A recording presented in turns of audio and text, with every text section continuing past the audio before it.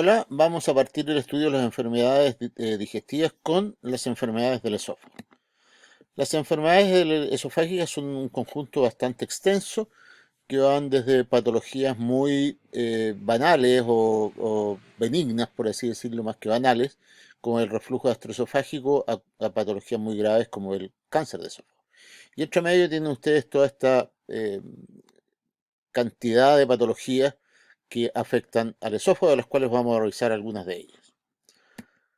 La primera, bueno, los síntomas de enfermedad esofágica son fundamentalmente la pirosis, que es esta sensación de regurgitación ácida. Las personas lo describen como una regurgitación en que perciben un sabor ácido en la boca. La regurgitación, que es la devolución del contenido gástrico a la boca sin náuseas, sin sensación nauseosa, y eso lo distingue del vómito. El dolor torácico, que incluso puede llegar a confundirse con dolor torácico anginoso. La disfagia es un síntoma muy, junto con la pirosis, son probablemente síntomas muy específicos de la patología esofágica, y la disfagia puede ser para líquidos y sólidos o solo para sólidos. La odinofagia, que es un síntoma bastante más inespecífico. Sensación de globo a nivel del esófago, y la cialorrea también puede ser un síntoma importante. Y los estudios diagnósticos son fundamentalmente la endoscopía. Las radiografías con medio contraste se usan bastante menos ya porque han sido reemplazados por la endoscopía. La, mano- la manometría esofágica y el test de reflujo con pHmetría ambulatoria, y en algunos casos la ultrasonografía endoscópica. La primera patología que vamos a revisar es el reflujo gastroesofágico, una patología muy común, muy prevalente y habitual. Eh, Se estima que el 15% de los adultos en Estados Unidos tienen un reflujo gastroesofágico, pero se considera que esto está subestimado, y que la incidencia es bastante mayor. Esta es una patología que es en general benigna, pero que puede producir daño, y dentro de los daños que puede producir está la esofagitis, la estrechez esofágica, el esófago Barrett y como consecuencia el esófago Barrett y el adenocarcinoma, que es una patología que está aumentando, como vamos a ver posteriormente.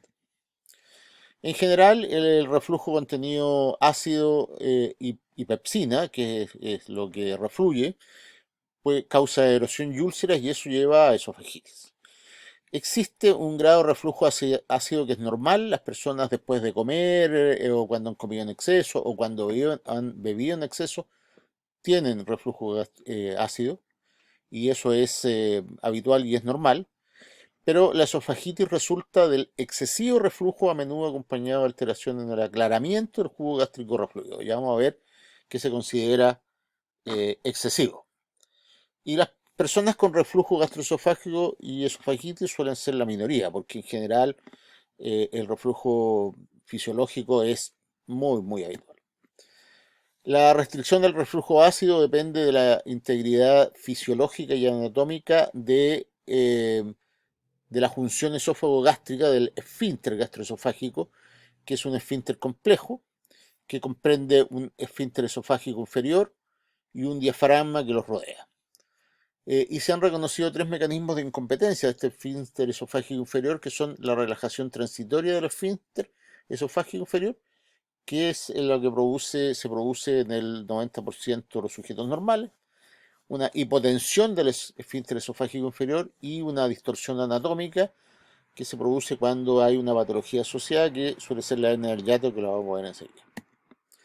¿Cuáles son los factores de riesgo y pronóstico en relación a esta patología? Bueno, obesidad abdominal, aumenta la presión intraabdominal y por lo tanto es un factor de riesgo para esto. El embarazo también por la misma razón, más aún aumenta mucho más la presión intraabdominal.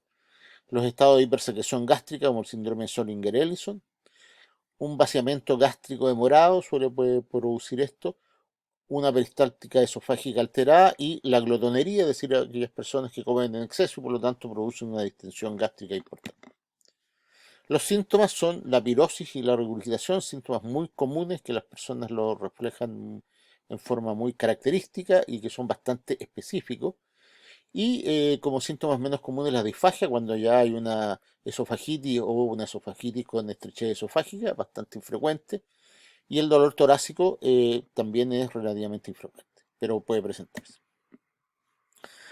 Hay algunos síntomas extraesofágicos, como son la tos crónica, laringitis, eh, episodios de obstrucción bronquial, que son catalogados muchas veces de asma, y erosiones dentales. Esto es cuando en realidad el reflujo ácido, los tres primeros por lo menos, cuando el reflujo ácido es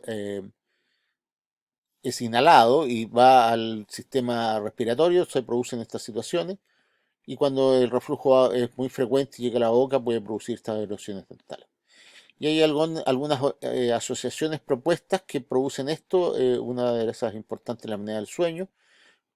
Hay un síntoma de las personas que tienen apnea del sueño que se despiertan bruscamente en la noche porque han tenido este reflujo gastroesofágico y producen cierta aspiración, y entonces eso les produce una dificultad, digamos, para respirar.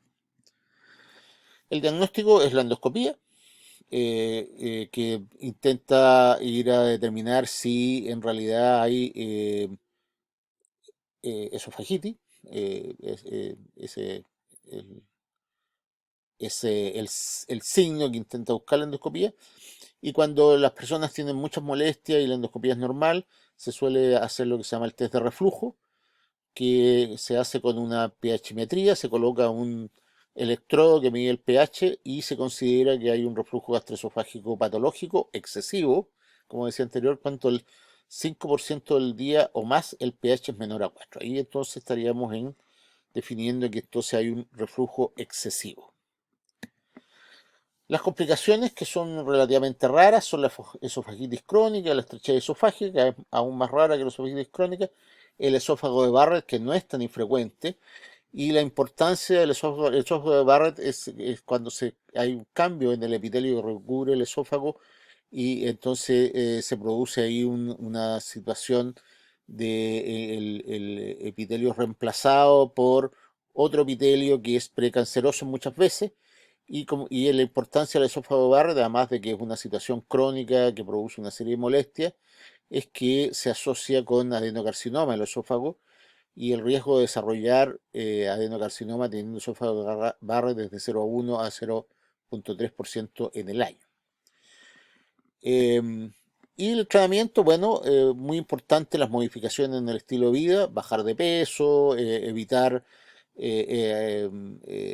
el abuso de bebidas alcohólicas, el cigarrillo, ¿no es cierto?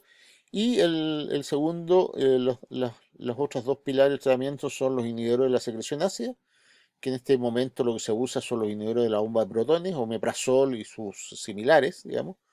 Y el otro pilar es la cirugía, que se usa entonces ahí técnicas quirúrgicas como la fundoplicatura de Nissen.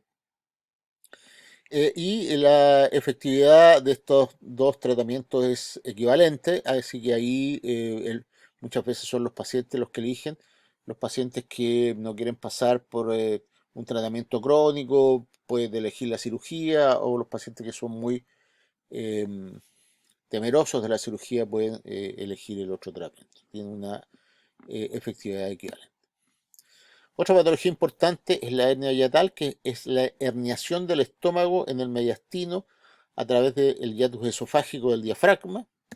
Y aquí se distinguen cuatro tipos: el tipo 1, o hernia por deslizamiento, en que en realidad el esófago se va hacia arriba y entonces el estómago eh, se traslada, por decirlo así, de la cavidad abdominal al mediastino, y esto constituye el 95% de las hernias.